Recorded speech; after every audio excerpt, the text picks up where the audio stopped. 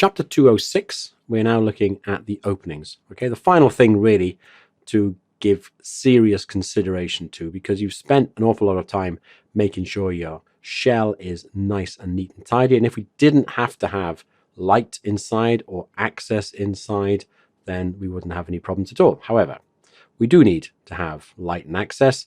And so when we cut a hole in our wall, we have to take precautions that the gaps are well sealed, and lots of things to consider. So first up, we need to consider the position of the door or the window inside the opening. Now, sometimes on a thicker wall, then we get more choice. But by moving the door further back, then we get more shading from this overhang. So that might be something you consider. What we also get is a bit more protection from the opening for any sort of driven rain that's maybe coming down this way. So it could be a good idea to set the wall back, but you might decide that the look you're trying to go for means that this is brought forward.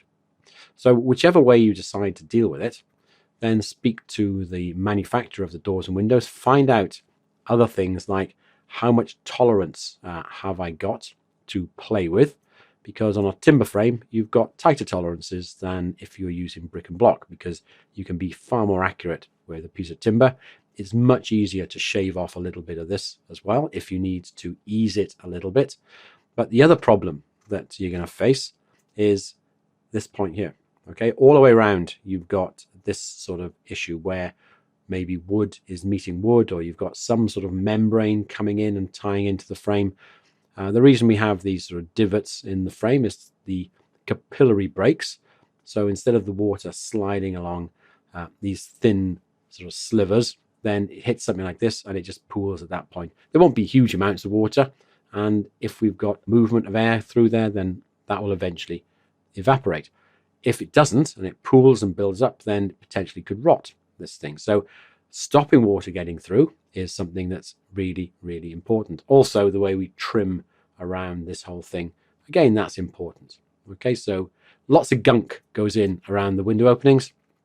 You need to provide the tolerance for this thing to be fitted correctly. Otherwise, if it's too tight, then you're going to struggle with it on site. You need to be able to level it, and you need to be able to make sure that it's all balanced.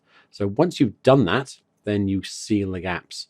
And what tends to happen is people will just put something over the top of it, and that's not necessarily going to do a great job of stopping the flow of air or wind-driven rain through this space. Okay, so again, care and consideration at this point. The other thing that you need to be careful of is if you've got bigger gaps, then it'll just be very noisy. Okay, so all you're relying on for your protection through this thick wall is a piece of timber, possibly outside and inside, acting as a barrier for any movement or passage of sound through that point as well. So in certain places where you're trying to keep the sound level down to a minimum, then again, care and consideration at these sorts of points is massively important.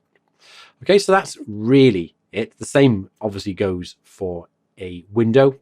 We've got a window board and a window sill. So you're looking at shedding water down and away from all these potential level platforms. So anywhere you've got the potential for water to sit and stand, then you want to get it off as soon as possible, and preferably without running down the surface of the wall so it could stain it.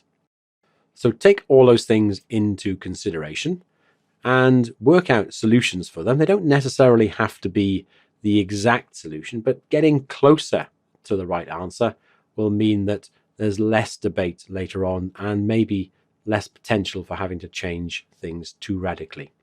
Okay, so we're going to move on now, and we're going to start putting this thing together. So we'll start off with the below ground stuff, and then we'll build up and out.